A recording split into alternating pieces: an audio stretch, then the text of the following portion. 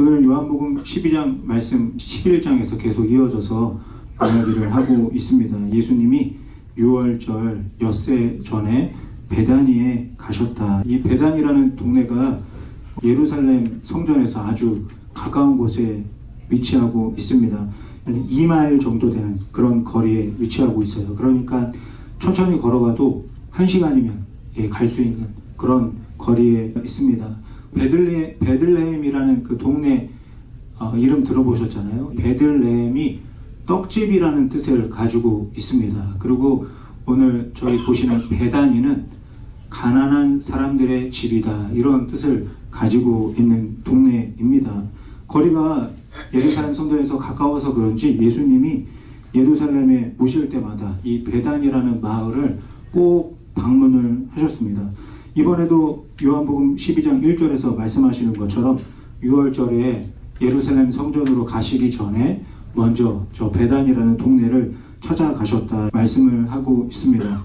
6월절 전에 예루살렘을 가시기 전에 베다니에 가셨는데 그 중에서도 나병 환자 시몬이라는 사람이 살고 있는 집에 가셨다, 이렇게 요한복음에는 없는데 마태복음과 마가복음에서 기록을 하고 있습니다. 그러니까 이 베단이라는 동네는 가난한 사람들만 살고 있는 것이 아니라 나병 환자들도 같이 살고 있었다. 율법에서 보면 이 나병 환자는요, 부정한 사람들이었습니다. 그래서 다른 사람들은 다 들어가는 예루살렘 성전에 이 나병 환자들은 들어갈 수가 없었습니다. 그래서 이 예루살렘 성전에서 멀지 않은 곳에 이 나병 환자들이 모이게 된 것 같아요. 그런데 다른 마을은 나병 환자들을 받아주질 않았습니다. 그런데 이 가난한 사람들이 살고 있는 베다니에서는 나병 환자가 오는 것을 받아준 것 같아요. 그래서 한 명, 두 명 모이게 되다가 이 마을에서 살게 된 것 같습니다. 그런 베다니에서 잔치가 열렸다. 요한복음 12장 2절 말씀 우리 같이 읽어보겠습니다. 거기서 예수를 위하여 잔치할세 마르다는 일을 하고 나사로는 예수와 함께 앉은 자 중에 있더라. 그 베단이라는 마을에 마르다가 있었고 또 나사로도 함께하고 있었습니다. 이 잔치를 벌인 이유가 무엇이겠습니까? 죽었던 나사로가 다시 살아났기 때문에 그 기쁨으로 잔치를 하게 된 것이죠. 동네 사람들을 다 불러 모아서 잔치를 하게 되었고, 마르다는 음식을 준비하고 예수님이 그 자리에 나사로와 함께하고 있었습니다. 그런데 마리아는 보이지가 않습니다. 마리아는요, 잠시 후에 여기에 나타나게 됩니다. 어떤 모습으로 나타나냐면 향유가 가득 담긴 병 하나를 들고 예수님이 계신 곳으로 가까이 다가갑니다. 이 마리아가 들고 있는 향유, 나드라고 그렇게 성경에서 기록을 하고 있는데, 이 나드라는 향유는요, 나드 식물에서 짜서 만든 향수 같은 겁니다. 그런데 저 나드라는 식물은 이스라엘에서 나지가 않았어요. 네팔 지역, 높은 산이 있는 지역에서 나는 식물이었습니다. 그러니까 수입품이 된 겁니다. 2000년 전에 수입품이니까 얼마나 비싸겠습니까? 향유가 한 근을 마리아가 가지고 있었다, 이렇게 말을 합니다. 한 근은요, 정확하게 무게를 알 수가 없습니다. 400ml에서 800ml 정도. 우리가 생수 한 병 마시잖아요. 그게 500ml니까 그 정도 되는 그런 향유를 가지고 예수님 앞으로 이 마리아가 갑니다. 그런데 그 향유의 가격이 얼마나 되는지 가룟 유다가 말을 하죠. 300데나리온이나 된다. 데나리온 하나가 그 당시에 하루 일하면 받는 돈이었어요. 300데나리온이면 300일을 일한 겁니다. 쉬는 날 빼고 아파서 일한 거 빼고 이러면 1년 동안 일한 값어치의 향유가 됩니다. 이렇게 비싼 향유가 담긴 병을 들고 마리아가 예수님께 다가갑니다. 그리고 그 향유를 예수님의 발에다 쏟아 붓습니다. 사실 이 당시에는요, 손님이 집에 오면은 향유를 머리에다 붓는 일은 있었어요. 그런데 마리아는 예수님의 머리에다 붓는 것이 아니라 발에다가 그 한 병을 다 붓습니다. 그리고 그 발을 수건으로 닦아주는 것이 아니라 자신의 머리로 닦아줍니다. 그 이스라엘에 먼지가 많잖아요. 이스라엘 사람들이 샌들을 신고 다녔는데 밖에 나갔다 들어오면 발이 너무 더러우니까 물로 닦아주는 경우는 있었는데, 이렇게 비싼 향유로 마리아가 예수님의 발을 닦아주게 됩니다. 사실 2000년 전에는요, 여인이 돈을 버는 일을 할 수가 없었습니다. 그래가지고 이 마리아가 도대체 어떻게 이런 향유를 모았는지는 알 수가 없습니다. 정확하게 알 수는 없지만 쉽게 모을 수 없는 것을 정성을 다해서 모았다는 것은 알 수가 있죠. 그리고 이것을 왜 모았는지도 모릅니다. 결혼을 하기 위해서 모은 것인지 아니면 노후에 나중에 쓰려고 모았는지 알 수는 없습니다. 하지만 우리가 아는 것은 이 마리아가 피와 땀과 눈물을 다 모아서 이렇게 한 병을 만들었다는 것을 알 수가 있습니다. 이런 귀한 향유를 마리아가 예수님의 발에 다 붓습니다. 그 모습을 보고 가룟 유다가 이야기를 하죠. 요한복음 12장 5절에 보면 유다가 이렇게 말합니다. 왜 향유를 다 쏟아붓고 낭비를 하는가? 차라리 이것을 팔아가지고 300데나리온으로 만들어서 가난한 사람들에게 나눠주는 것이 더 좋지 않겠는가? 그리고 여기 계신 분들은 이 가룟 유다가 나중에 예수님을 팔게 된다는 것 다 알고 계시잖아요. 그래서 볼 때 아유, 가룟 유다 나쁜 사람인데 저게 좋은 뜻이 아니겠구나, 이런 생각을 하고 보게 됩니다. 그렇지만 가난한 사람들에게 나눠주는 게 나쁜 일입니까? 가난한 사람들에게 나눠주는 것은 아주 좋은 일입니다. 그런데 여기에서 무엇이 문제이겠습니까? 가룟 유다는 마리아가 힘겹게 어렵게 모은 이 값비싼 향유를 왜 예수님께 부어드리는지 그것을 전혀 궁금해하지 않았습니다. 그냥 향유가 버려지는 것이 아깝다, 이 생각만 하고 이런 이야기를 하고 있는 것이죠. 내가 알고 있는 것, 내가 경험한 바에서는 이거는 낭비이고 허비라고 가룟 유다가 마리아에게 말을 하고 있는 겁니다. 예수님 당시에 바리새인들이 가룟 유다 같은 모습을 많이 보여주고 있습니다. 당시에는 율법을 잘 지키는 사람이 거룩하고 경건한 사람이었어요. 그런데 특별히 세 가지를 잘 지켜야 했습니다. 하나는 기도, 두 번째는 금식, 세 번째는 구제하는 거였습니다. 그래서 이 바리새인들이 얼마나 열심히 기도했습니까? 지나가는 사람들이 다 들을 정도로 큰 소리로 열심히 기도를 했습니다. 그리고 누군가에게 구제하는 일도 열심히 했어요. 내가 구제할 때마다 옆에서 나팔을 불었습니다. 이 바리새인이 또 구제한다, 사람들에게 알려줬습니다. 또 금식도 일주일에 2번 이상 철저하게 했습니다. 금식할 때마다 티를 팍팍 냈습니다. 바리새인들은 이렇게 기도와 구제와 금식을 철저하게 지키면서 자신들은 거룩한 사람이다, 이렇게 자부를 했습니다. 그런데 예수님은 그들을 보면서 그것이 거룩이라고 인정을 해주지 않았죠. 기도와 구제와 금식은 열심히 하는데 하나님을 바라보면서 하는 것이 아니라 사람들을 바라보면서 사람들에게 보여주기 위해서 그렇게 했기 때문입니다. 사람들이 들으라고 기도하고, 사람들이 보는 곳에서 구제하고, 사람들이 알아볼 때만 금식을 했습니다.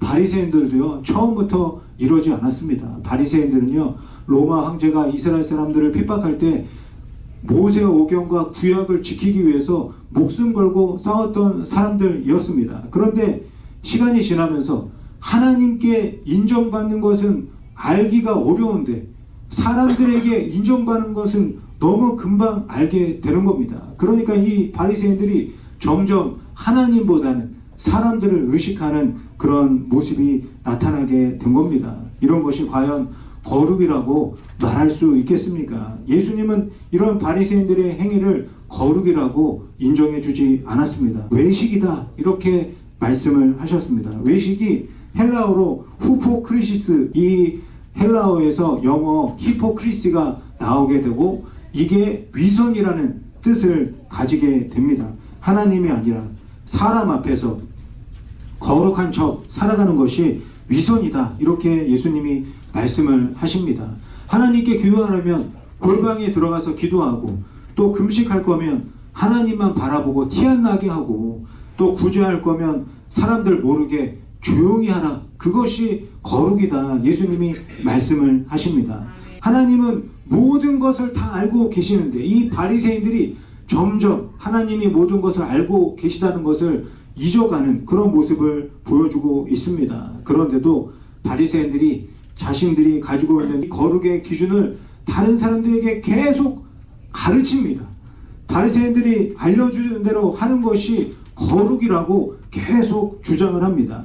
그렇게 하지 않는 사람들은 율법을 어긴 것이라고 정죄하고 비난하고 비판합니다. 심지어는 그런 사람들을 추방하기도 하고 더 심하면 돌을 던져서 죽여버립니다.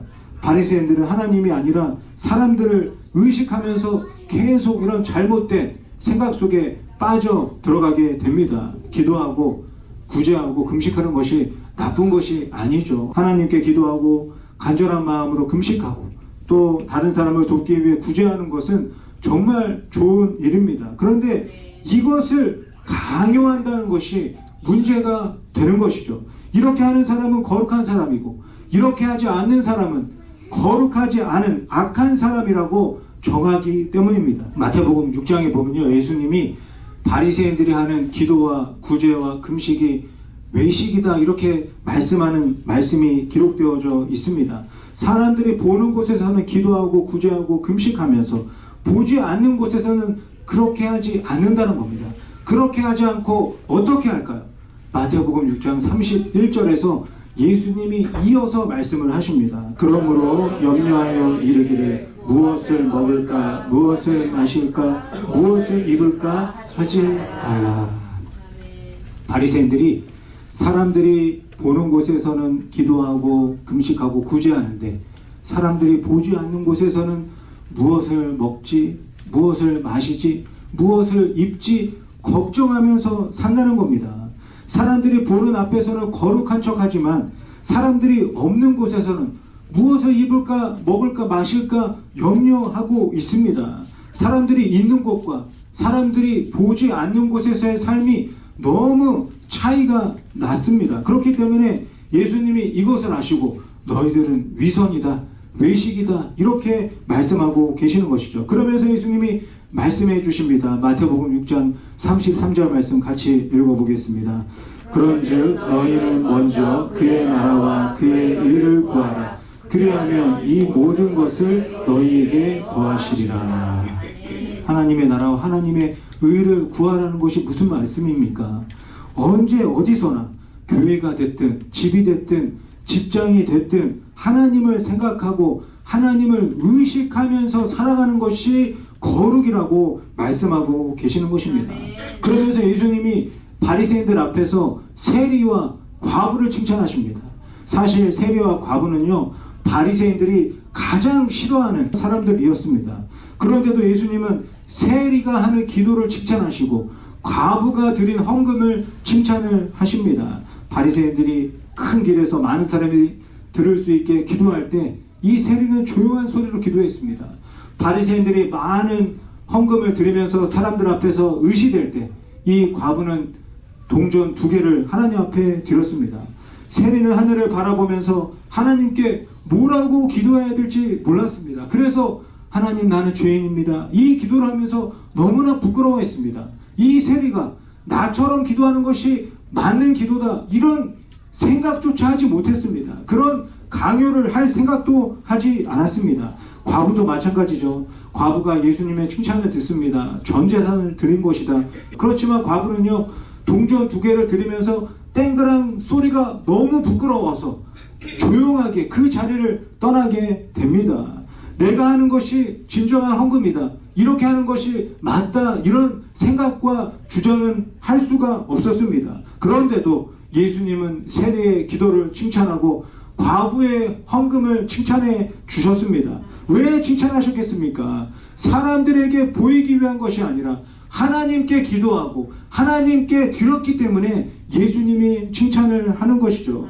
기도가 유창하고 길고 훌륭하기 때문에 많은 액수를 드렸기 때문이 아닙니다. 먼저 하나님의 나라와 의를 생각하면서 기도하고 헌금했기 때문에 예수님이 칭찬을 하신 것입니다. 300데나리온에 팔아서 가난한 사람들에게 나눠주는 것이 좋지 않겠느냐. 가룟 유다는요, 자신이 거룩하다는 것을 사람들에게 보여주고 싶어서 이런 이야기를 한 겁니다. 나는 도덕적으로, 윤리적으로, 신앙적으로 거룩하다, 내가 말하는 것이 맞다, 이런 이야기를 하고 있는 겁니다. 자신의 거룩한 모습을 사람들한테 보여주고 싶었던 겁니다. 마르다와 마리아 이야기도 우리가 너무나 잘 알잖아요. 예수님이 찾아가시니까 마르다가 열심히 음식을 준비합니다.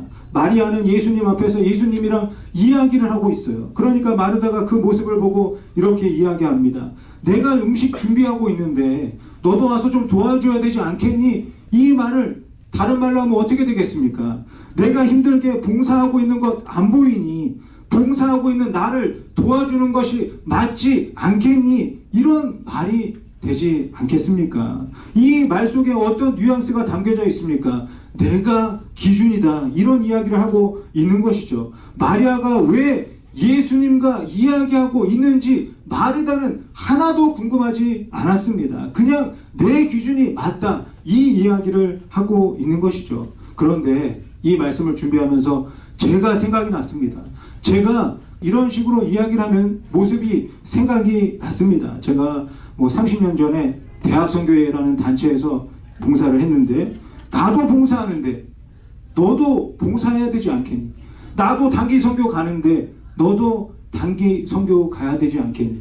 나도 직장 버리고 풀타임으로 사역하는데 너도 해야 되지 않겠니? 이런 말을 하고 있는 제 자신을 보게 됩니다. 그러면 이 말을 듣는 사람이 어떻게 되겠습니까? 이 말을 듣는 사람이 하나님을 신경 쓰겠습니까? 아니면 저를 신경 쓰겠습니까? 사랑하는 성도 여러분, 나도 힘든데 쉬는 날 교회에 나와서 예배하고 봉사하고 있다. 이런 말을 하기보다는 하나님의 마음으로 다른 사람의 삶을 살펴봐야 하는 겁니다. 가르치려고 하기보다는 서로의 삶에 대해서 궁금해해야 하는 겁니다.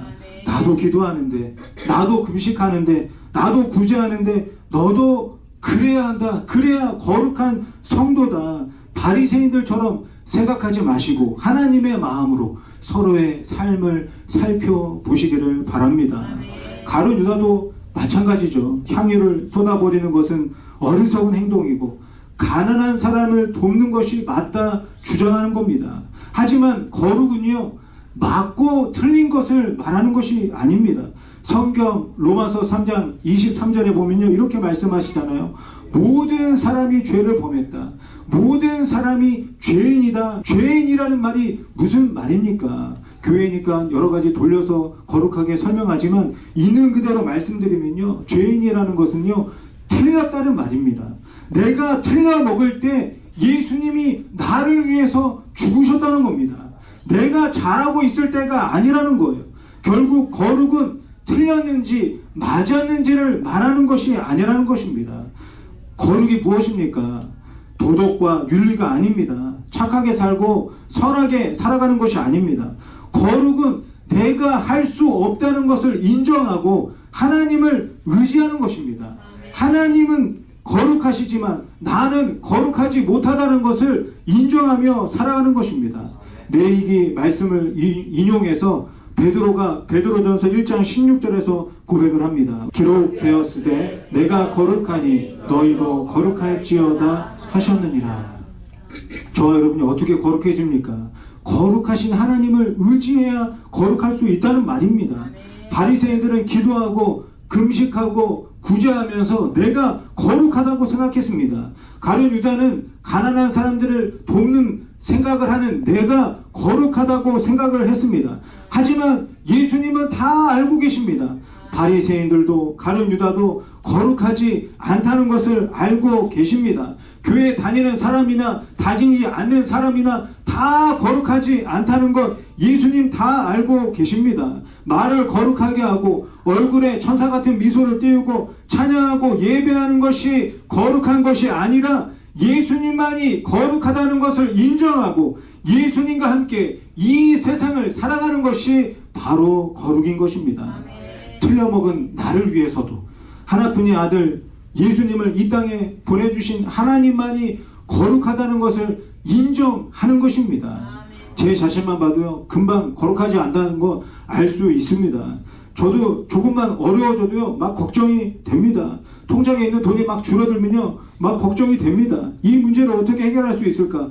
기도한다고 될까? 의심이 됩니다. 예수님을 믿어도 저도 똑같습니다. 여전히 능력이 없고 여전히 지혜가 없습니다. 심지어 죄 가운데 벗어나지 못하고 살아가고 있습니다. 이런 나를 볼 때마다 예수님을 믿는데 왜 이 모양 이 꼴로 사는가 실망하게 됩니다. 하지만 예수님은 그런 저와 여러분을 바라보면서 절대 실망하지 않으십니다.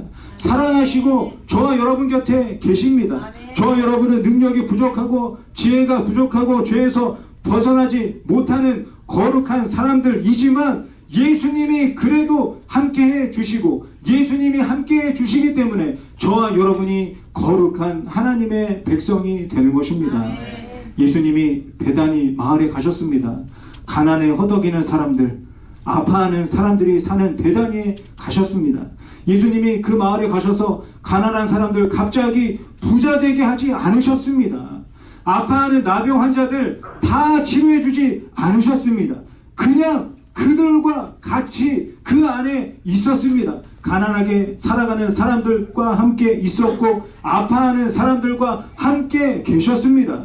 베다니 마을 사람들은 여전히 능력이 없고 지혜가 부족하고 거룩하지 못했지만 예수님이 함께해 주셨습니다.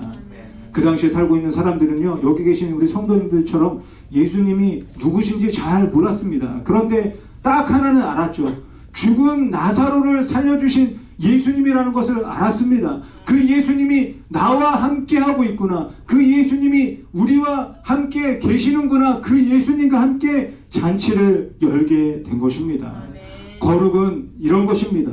기도하면 기도할수록 내가 강해지고 지혜로워지는 것이 아니라 내가 너무나 약하구나, 내가 너무나 어리석구나, 이것을 알게 되는 겁니다. 내가 가지고 있는 기준이, 내가 알고 있는 선과 악이 불완전하다는 것을 인정하는 것이 바로 거룩입니다. 그렇기 때문에 거룩한 사람은 어떻게 살겠습니까? 더욱 하나님을 의지하면서 살게 되는 겁니다. 거룩한 사람은 더욱 예수님을 찾게 되는 것입니다. 사랑하는 성도 여러분, 그러니 내가 거룩하지 못하다는 생각 때문에 좌절하지 마시기 바랍니다. 실망하지 마시기 바랍니다. 누군가 말하는 거룩의 기준대로 내가 살아가지 못하는 것 때문에 부끄러워하지 마시기 바랍니다. 그냥 있는 모습 그대로 하나님과 함께 이 세상을 살아가는 것입니다. 교회에서도, 집에서도, 직장에서도 예수님과 함께 살아가는 것입니다. 나의 신앙이나 나의 지식이나 경험 때문에 거룩해지는 것이 아니라 예수님 때문에 거룩해지는 것이라는 것을 잊지 마시기를 바랍니다. 마리아는 지금 예수님께 값비싼 향유를 부으면서 내가 지금 거룩한 의식을 행하고 있다, 이런 생각을 하지 않았습니다. 그저 예수님과 함께하고 싶었던 것입니다. 그런데도 예수님이 칭찬을 아끼지 않습니다. 복음이 전해지는 것마다 이 여인의 이야기도 함께 전해져야 한다. 마태복음 26장 13절 말씀 우리 같이 읽어보도록 하겠습니다. 내가 진실로 너희에게 이르노니 온 천하에 어디서든지 이 복음이 전파되는 곳에서는 이 여자가 행한 일도 말하여 그를 기억하리라 하시니라. 예수님과 너무나 함께하고 싶었던 마리아의 이야기처럼 이제 예수님과 함께 살아가고 싶어서 몸부림치는 저와 여러분의 이야기가 전해지기를 예수님이 기대하고 계십니다. 사람을 의식하면서 거룩한 척 위선적으로 살아가는 것이 아니라 어떻게 기도해야 될지 모르겠고 무엇을 드려야 될지 몰라도 하나님을 의식하면서 살아가는 저와 여러분의 이야기가 전해지기를 원하고 계십니다. 부족하지만, 연약하지만, 거룩하지 않지만 하나님을 바라보고 예수님을 의지하고 성령님과 함께 살아가는 여러분의 이야기가 전해지기를 원하십니다. 무엇을 먹을까, 무엇을 입을까, 마실까 걱정되는 상황 속에서도 어떻게 기도해야 될지 모르겠고 나도 먹고 살기 힘든데 무엇을 나눠야 될지 모르겠는 그 상황 속에서 몸부림치며 하나님을 찾는 저와 여러분의 이야기가 전해지기를 원하고 계십니다. 그 이야기가 또 하나의 복음이 되기를 원하십니다. 그 삶이 거룩한 삶이라고 하나님이 저와 여러분의 삶을 통해서 보여주기를 원하고 계십니다. 사랑하는 성도 여러분, 거룩한 하나님을 의지하고 살아가시기를 바랍니다. 예수님과 함께 살아가시기를 바랍니다. 거룩하려고 노력하지 마시고 성령님과 함께 살아가시기를 바랍니다. 그런 저와 여러분의 이야기가 이웃들에게 보여주고 전해져서 또 하나의 작은 복음 이야기가 되시기를 예수님의 이름으로 간절히 축원드립니다.